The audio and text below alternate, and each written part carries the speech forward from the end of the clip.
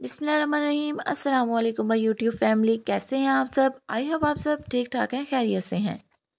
Normal delivery तकरीबन हर एक pregnant female की यही ख्वाहिश होती है कि उसकी नॉर्मल डिलीवरी हो जाए, क्योंकि नॉर्मल डिलीवरी के प्रोसेस को आसान समझा जाता है। इसके बाद इसकी रिकवरी अच्छे से हो जाती है।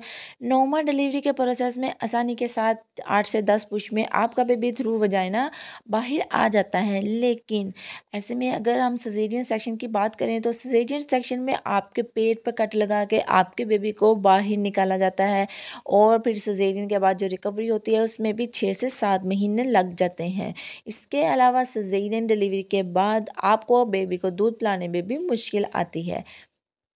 कुछ छोटी मोटी टिप्स हैं फ्रेंड्स, जो कि 8वें और 9वें महीने में फॉलो करने से आप अपनी नॉर्मल डिलीवरी के चांसेस को बढ़ा सकती हैं, नॉर्मल डिलीवरी में आसानी कर सकती हैं।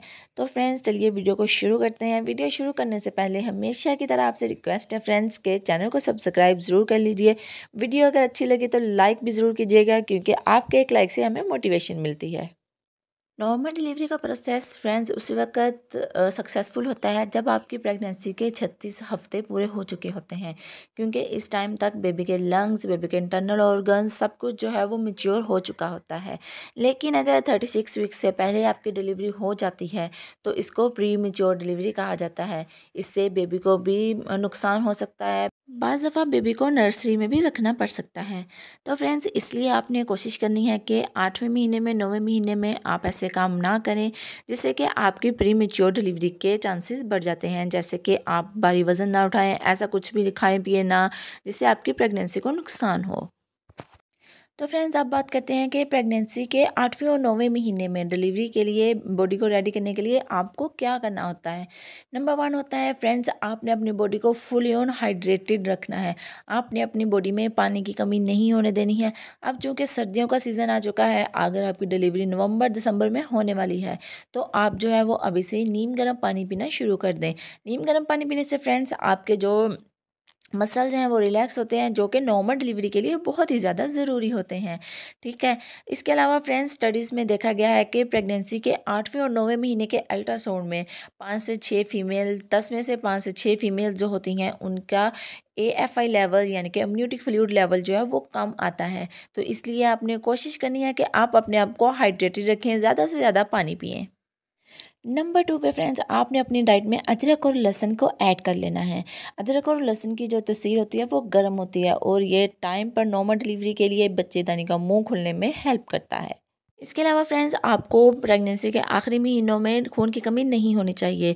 खून की कमी को आपने पूरा रखना है, ऐसी डाइट लेनी है जिससे आपकी खून की कमी पूरी हो जाए। इसके अलावा आपकी डॉक्टर आपको जो सप्लीमेंट्स देती हैं आपने वो ज़रूर लेने हैं। इसके अलावा फ्रेंड्स अगर आपको थायराइड का इशू है या फिर ब्लड प्रेशर का इशू है तो आपने प्रेगनेंसी के आखिरी महीनों में इनको भी कंट्रोल में रखना है। ब्लड प्रेशर को कंट्रोल में रखने के लिए आपने अपनी डाइट में जो है वो नमक कम कर लेना है। इसके अलावा आपने वॉक ज़रूर करनी है। वॉक करने से फ्रेंड्स आपके पेल्विक मसल जो हैं वो रिलैक्स होते हैं, और बेबी जो है वो टाइम से हेड डाउन पोजीशन में आ जाता है। आप जानते हैं फ्रेंड्स के नॉर्मल डिलीवरी के लिए बेबी का टाइम पर हेड डाउन पोजीशन में आना बहुत ज़्यादा ज़रूरी होता है। इसके साथ साथ बच्चेदानी के मुंह का खुलना भी ज़रूरी होता है। तो बच्चेदानी का मुंह आपका टाइम से खुल जाए, इसके लिए आपने आखिरी महीनों में गर्म तासीर वाली चीज़ें अपनी डाइट में ऐड कर लेनी है। आप तिल के लड्डू खाना शुरू कर दीजिए। इसके अलावा आप ड्राई फ्रूट्स भी खा सकती हैं। और फ्रेंड्स आपने अपनी नींद को भी पूरा रखना है। 8 से 10 घंटे आपने अपनी नींद ज़रूर ले लेनी है, क्योंकि देखा गया है कि जो फीमेल्स जो हैं नींद अपनी पूरी नहीं करती हैं, ज़्यादा टेंशन लेती हैं, उनमें जो रिलैक्सन हार्मोन्स नॉर्मल डिलीवरी के लिए जो रिलीज़ होता है वो नहीं हो पाता है, और टाइम पे बच्चेदानी का मुंह ना खुलने की वजह से आपकी नॉर्मल डिलीवरी नहीं हो पाती है। तो फ्रेंड्स अगर आप चाहती हैं कि आपकी नॉर्मल डिलीवरी हो तो आपने इन सारी बातों का ख्याल ज़रूर रखना है, क्योंकि ये सारी बातें हैं तो छोटी छोटी, लेकिन आपकी नॉर्मल डिलीवरी में आपको बहुत ज़्यादा हेल्प करेंगी।